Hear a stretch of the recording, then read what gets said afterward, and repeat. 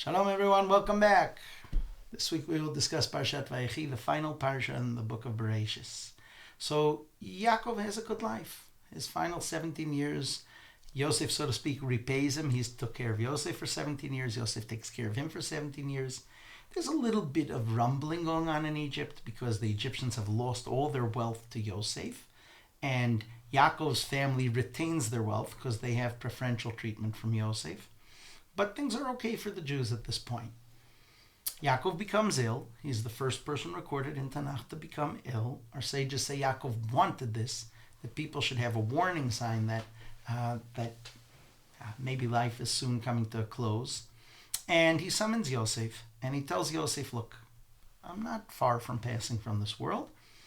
What I want is that you promise me, take a vow, that you will bury me back in Parsha Machpelah and in Israel. And I know you might be wondering why I didn't do that for your mother, Rachel, but you should know that she died a difficult death during childbirth, and there were secret reasons why it would ultimately benefit the Jewish people that she was buried there. So I had to.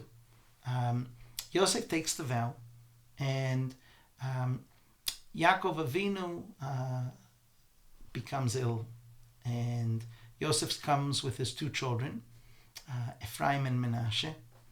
And when Yaakov blesses them, so he tells them the Jewish people will ultimately bless their children, Yisimcha Elokim ke'Ephraim v'Menashe. May God make you like Ephraim and Menashe, which we in fact do. Many houses do this every Friday night. The parents bless their children this way.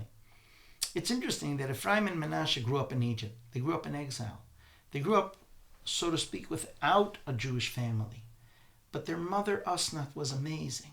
She brought them up so that they were on the level of the other tribes. Yaakov blesses Yosef. He says Ephraim and Menashe will be counted like two tribes among the Jewish people. So Ephraim and Menashe were worthy of that. And this was the education that their mother, Asnath, was able to give them out in Egypt. Yaakov summons his children as he realizes his end is near. And he gives each child the blessing that is fitting them. He helps them see their weaknesses. If it's Reuven, who rushed to action and ultimately lost many things in life over that. If it's Shimon and Levi, who thought they were so faithful to their nepotism, to their sister Dinah, yet when it came to Yosef, they were the ones who initiated his sale. If it's Yehuda, who has the strength to ultimately be the king of Judea. One by one, Yaakov Avinu enumerates their strengths and weaknesses and gives them their final blessing. And then Yaakov passes from the world, and they have 7 days of mourning. This is one of the sources for 7 days of mourning. And Yosef wants to take him up to bury him in Israel. And Pharaoh says, you can't do that. You're not leaving. And this is the first time the Jews start to realize that they are not only guests in Egypt, but Pharaoh is going to control if and when they leave. And so Yosef says, I promised my father. And Pharaoh says, who says you have to keep a promise? And Yosef reminds Pharaoh that he had also promised him that he would never reveal that he knows more languages and has skills that can be tested more than Pharaoh. And Pharaoh had made him promise that he would never reveal the languages that he knew that Pharaoh didn't.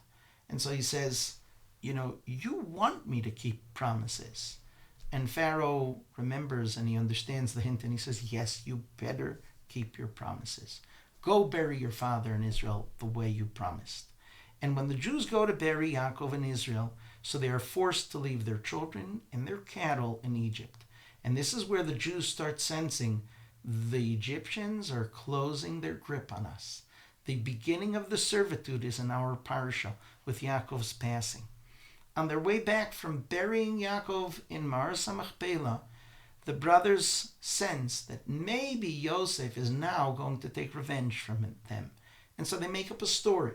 They say, your father asked that we tell you that you should please forgive us for what we've done. We're all prepared to be your servants. And Yosef starts crying and he says, I don't view life this way. He recognizes they lied to him and he says, God did this. This was all to save all of us. I'm here to serve you. This is why God had this happen. And so, although the relationship between Yosef and his brothers shifts with Yaakov's passing, Yosef remains faithful to them and takes good care of them. At the end of our Parsha, Yosef tells the Jewish people, Pakod Yifkod. He tells them the code. The time will come when Hashem will redeem you from Egypt. And the true Redeemer will use words that come with the letter Pei, a double term, Pakod Yifkod. And the Jewish people are going to enter the next book of Shmos with that anticipation. When is the great Redeemer going to come? Have a good Shabbos.